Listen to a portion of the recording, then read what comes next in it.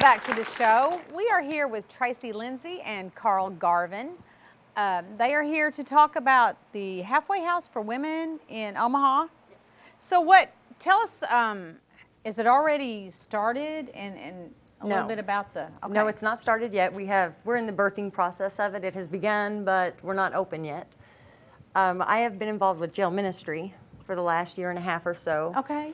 And in doing so, I've seen a pattern of women coming in, going out, returning. So, When you say your jail ministry, is it just for female yes, jail female, inmates? Okay. female inmates only. So your hope would be, of course, that once they leave, that they do not return, but Correct. That's not necessarily the way it happens. That's not always the way it Okay. happens. I myself dealt with addiction for 16 years of my life. And in that process, I was in and out of jail, in and out of the system. And it wasn't until the Lord got a hold of my life to change my life that this all changed. So we hope to offer these women some of the training that I received, but mainly introduce them to Jesus Christ and allow this to change their life. We're more of a restorational living center than a halfway house.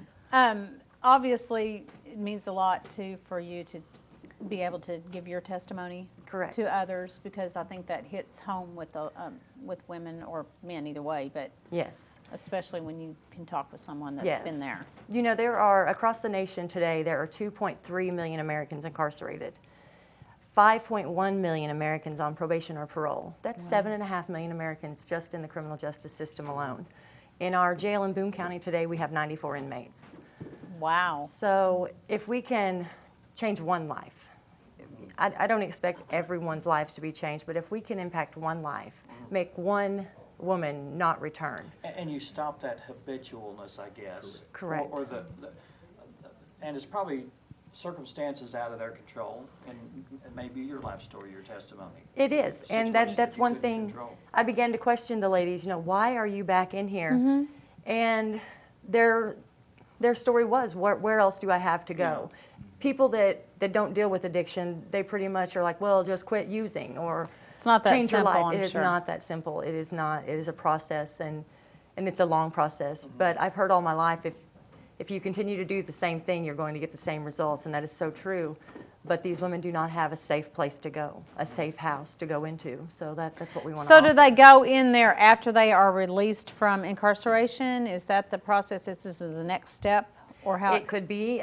We will have a screening process for any and all who are interested. But even if we can prevent someone from getting to jail, that would be even better.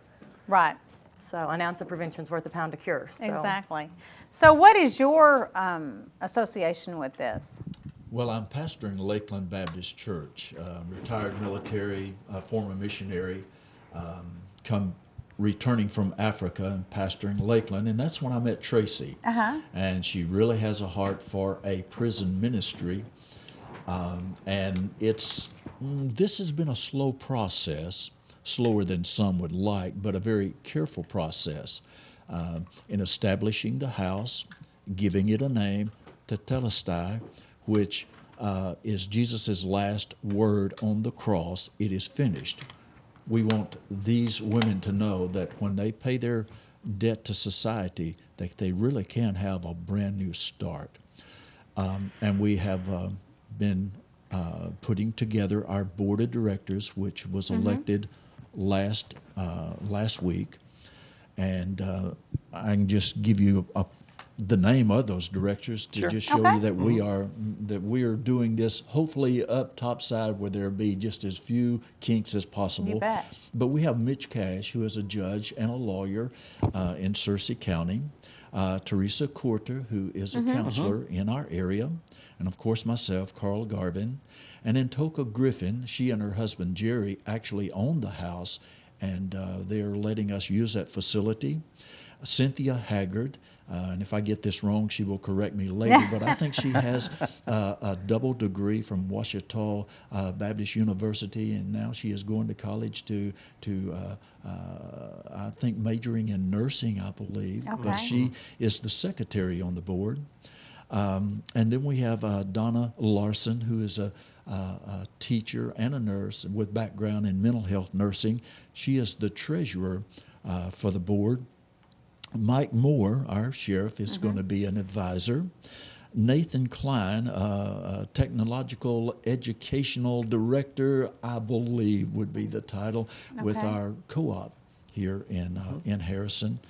And then Jason Day, who is the administrator of the Boone County Jail, and he is one of our co-chairmen. We're still looking for the second co-chair.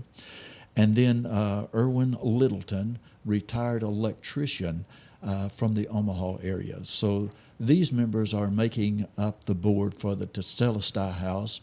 We will be working with the bylaws. Now we're under the 503. 501c3. Excuse me, say it again? 5013C3. Yes. Get all these mixed up. But we're working under the 501c3 for the North Arkansas Baptist Association. But as soon as our Okay. board comes together, then we will be under our own 501c3. Well, go ahead. Well, I was going to ask, will you be able to apply for grant money as well to help fund this? We are And looking into with that. private donations, I'm sure. We going are to looking be. into that, and we are seeking private donations as well as churches to fund it as a mission. If you want to donate, you can donate at the North Arkansas Association. Correct. And you can just, in the memo line, put Tetelestai House. And that's the Baptist, That's North Arkansas Baptist Association? Association, Right, yes. right. And the question I was going to ask is similar to that. What do you want our viewers to know, or what do you would like them to know of the need, I'm sure, and is there anything that they can help you with? At present, we're having people volunteer to paint, do carpentry work, electrician or electrical type work in the house. We're just needing people to advertise us, so to Okay. speak, since we're brand new. It will require funding. We wish that we could do Sure. this without having to ask for funds, but it will be necessary. We want the support of the community as well. These women will be living in society. Right. And we're hoping to give them a safe place to live as they're coming back into society. So we need the support of the community as well. Now, will you need help with furnishings or anything like that too? Or is that something that's already taken care of? The house is almost furnished. We Okay. do need 4 twin-size beds. I do Okay. know that is a need right now that we need. We plan to house approximately 4 women at the Okay. same time, so we are needing 4 twin-size beds. But as far as furniture, we're almost Okay. provided with there. Okay. Now, this is primarily, it is exclusively for women. What about if the women have children? How is that going to be managed or handled, or is it just for them, exclusively for them in the home, or? Yes, we Okay. are not going to be equipped to handle children as Okay. well. Most of the women that you will find in jail probably do not have their children. Right. I know I spoke with a young lady one night, and her prayer request was that wherever her children were, that the Lord was watching over them, and that broke my heart. She didn't even really know where her children were. Yeah. So, But this house is primarily to help them, to focus on them, to get back and Correct. out of Into that society. repetitious lifestyle where they can get with their family. correct. Chances are that they're not equipped to take care of their children Right. at present Right. anyway. So we Yeah. want to get them Okay. back to a stage in their life where they can care for themselves and then their family. Okay. Yeah. Yeah, once with the need going into the community, we've had some step up and say we will help teach life skills. There are those that would help with the GED in case these women do not have a high school degree. There are those who are going to be supplying their clothes and also their work clothes, which these women will be required to be in the work system as well in this house. And there are people, when they're hearing of the needs, they're stepping up. We just want Just more need to people make to them know aware. that Right, we're right. here. Correct. And, All right. and we would enjoy their help. We would enjoy their prayers. Well, we encourage you to keep us abreast of what's going on. If there's anything coming out that you want to make a release, we'll be glad to get it out to our viewers. And Come back at And a please point come back too, and give us when- an update on what's going on. And if someone's out there right now that would like to contact you from where they're at, how can they do that? You can contact me at 870-754-7315 and call anytime. I'm always available. Okay, so direct contact with you would be the best That thing would to be do. great. That would be All great. right. We appreciate you coming. Thank you. And this Thank you is so a Thank you. This is an introduction to a new service in the area. This is going to service all of Boone County exclusively, or the area. It's going to be in the area.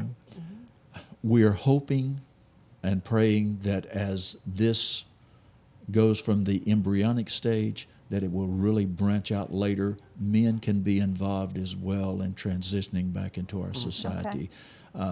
This is just our birthing process. Okay. We'll see where it goes from here. And please keep us up to date on what's going on. We'll be Thank you glad very to much. report. All right. Thank you so much for being here. Thank you for having us. And we'd like to thank all the guests who've been on the show. Anna Kahn was here. Aaron Finley of The Biggest Loser. Daryl Horton and some of the cast from the upcoming production Peter Pan, Tracy Lindsey and Carl Garvin. Thank you for being here. Thank you. And thank you, Dan. Thank you for Always being a here. pleasure. It is. We'll see you again next time.